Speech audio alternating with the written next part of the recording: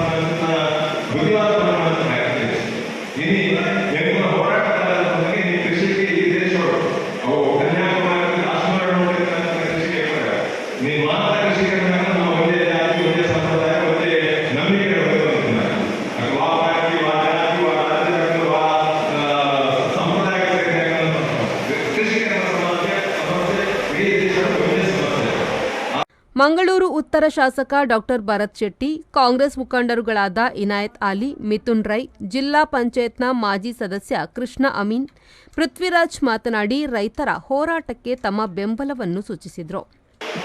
46 metre ಒವೇ ರೀತಿಯಿಂದ ಕಟ್ಟಡ ಕಟ್ಟುವಲ್ಲಿ ಕಲೆಕ್ಸಿ compensation ಕೊರಗಾಲ ಇನ್ನು ಹೆಚ್ಚಿನ ಸ್ಟಾರ್ಲೈಟ್ ಕಾಂಪನ್ಸೇಷನ್ ಕೊರದಿಲ್ಲ ಅವೇದೇ ಪ್ರಶ್ನಿಸಿದ ಯಾವಾಗಲೇ ನೆತ್ತದು ಯಾವರ ಪಾತ್ರ ಇರುತ್ತೆ ನಿಖುಲ್ ಕಾನ್ಫರೆನ್ಸಿನ ಕಾಂಪನ್ಸೇಷನ್ ಒಂದು ನಮ್ಮ ಜನಕ್ಕೆ ಒಡೆಗಳ ಯಾವ ನಿಖುಲ್ನ ಟ್ರಾನ್ಸ್ಮಿಷನ್ ಲೈನ್ ಬೇಟೆ ಜಾಗ ರೂಟ್ ಮಾಡಿ ಅಕ್ಲೇಗೆ ಖರ್ಚು ಕಮ್ಮಿ ಆಗ್ಬೋದಕ್ಕೋಸ್ಕರ ಅದು ಐನಾತ್ ಸುಲಭದ ಸಾಧ್ಯ ತಕ್ಕಲು ಇನ್ನು ಹೈಟೆನ್ಷನ್ ಲೈನ್ ಪಾಸ್ ಮಾಡೋದು ಅಕ್ಲೇಗೆ ಬೇಟೆ ರೂಟ್ ಉಂಟು ಅಕ್ಲೇಗೆ ಪಾಸ್ ಮಾಡ್ಕೊಳ್ಳೋ ವ್ಯವಸ್ಥೆ ಉಂಟು ಆಟ ಖರ್ಚು ಜಾಸ್ತಿ ಹಾಕೊಂಡು ಒಂದೇ ಉದ್ದೇಶ ಅದು ಮತ್ತೊಂದಿದ್ದೀರಿ ಬಹುಶಃ ರಾಜಕೀಯವಾದ ನನ್ನ ಪಾತ್ರದ ಹೋಗ್ಬಿಟ್ಟು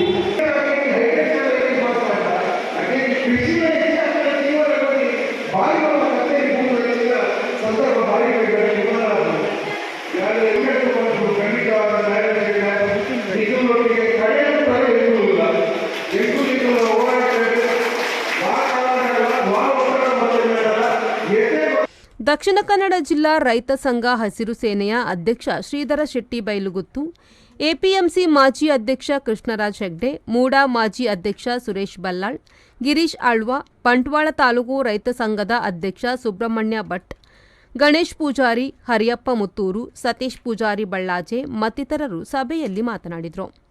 ಉಪವಿಭಾಗಾಧಿಕಾರಿಗಳ ಮೂಲಕ ಜಿಲ್ಲಾಧಿಕಾರಿಗಳಿಗೆ ಮನವಿಯನ್ನು ಕೂಡ ಸಲ್ಲಿಸಲಾಯಿತು.